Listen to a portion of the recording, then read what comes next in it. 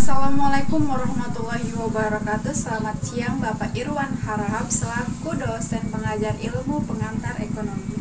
Sesuai dengan tugas arahan yang Bapak berikan kepada saya akan mengangkat satu judul, yaitu produksi. Usaha memenuhi kehidupan manusia, kita harus melakukan kegiatan ekonomi. Salah satu jenis atau macam kegiatan ekonomi adalah produksi.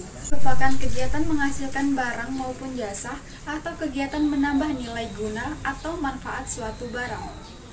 Buku Manajemen Operasi Produksi yang dirangkup oleh Andi Wijaya dan kawan-kawan pada tahun 2020, produksi adalah proses menghasilkan barang dan jasa dalam suatu periode tertentu dan memiliki nilai tambah bagi suatu perusahaan untuk dikonsumsi oleh masyarakat. Barang dan jasa merupakan pengeluaran hasil dari kegiatan operasi produksi. Dari produksi adalah untuk memenuhi kebutuhan dari konsumen, untuk mendapatkan keuntungan sebesar-besarnya, dan untuk mendapatkan barang setengah jadi guna untuk proses kebutuhan produksi selanjutnya. Produksi nasional guna untuk kemakmuran masyarakat. Menumbuhkan produksi lain guna untuk mengurangi masa pengangguran. Pendapatan masyarakat juga pendapatan negara. Memproduksi ekspor berarti meningkatkan devisa negara. Faktor-faktor produksi ada 4. Yang pertama sumber daya alam, yang kedua sumber daya manusia, yang ketiga sumber daya modal, dan yang terakhir sumber daya pengusaha. Sumber daya alam adalah potensi yang berasal dari alam dan dikembangkan untuk proses produksi yang meliputi air, tanah, udara, dan bahan-bahan tambang lainnya. Yang kedua adalah sumber daya manusia yang dibagi menjadi 3 kelompok kualitas. Yang pertama, tenaga terlatih, yang kedua, tenaga terdidik, dan yang terakhir adalah tenaga tak terlatih dan tenaga tak terdidik. Sumber daya modal. Sumber daya modal terbagi menjadi 2, sumber daya individual dan sumber daya umum. Sumber daya individual adalah modal yang berasal dari perorangan dan penghasilannya merupakan sumber pendapatan bagi pemiliknya. Dan sumber daya umum adalah sumber daya yang berasal dari pemerintah dan untuk kepentingan umum. Yang terakhir adalah sumber daya pengusaha. Sumber daya pengusaha juga disebut kewirausahaan, yaitu untuk mengatur dan mengkombinasikan faktor-faktor produksi.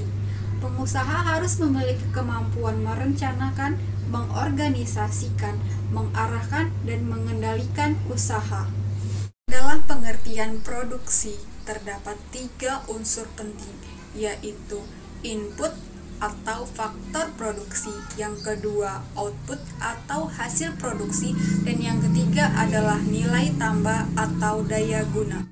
Yang pertama, input, yaitu faktor produksi, merupakan faktor yang digunakan dalam proses produksi. Contohnya, mesin produksi, tenaga kerja, bangunan produksi, dan bahan baku, dan sebagainya. Selanjutnya yang kedua yaitu output atau hasil produksi. Output adalah hasil produksi berupa barang dan jasa. Yang terakhir adalah nilai tambah atau daya guna. Nilai tambah adalah daya guna yang dihasilkan dari proses produksi atau manfaat yang melekat pada barang dan jasa yang telah dihasilkan. Selanjutnya, saya akan membahas tentang fungsi produksi. Fungsi produksi berperan untuk membantu produsen dalam menjalankan proses produksi.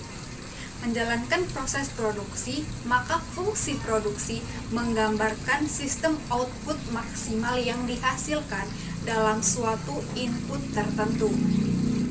Istilah output maksimal digunakan secara ekonomi karena setiap produsen ingin mencapai efisiensi produksi.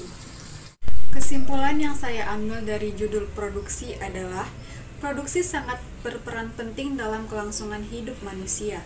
Tanpa produksi, kelangsungan hidup manusia akan terganggu. Namun, akan berdampak buruk bagi manusia jika hasil produksi digunakan secara tidak harfiah dan berlebih-lebihan. Marilah kita bersama-sama menggunakan hasil produksi secara baik, harfiah, dan tidak berlebih-lebihan. Demikian penyelesaian tugas saya yang berjudul produksi. Selamat sore Bapak Dosen Irwan Harahap selaku pengajar ilmu pengantar ekonomi. Wassalamualaikum warahmatullahi wabarakatuh.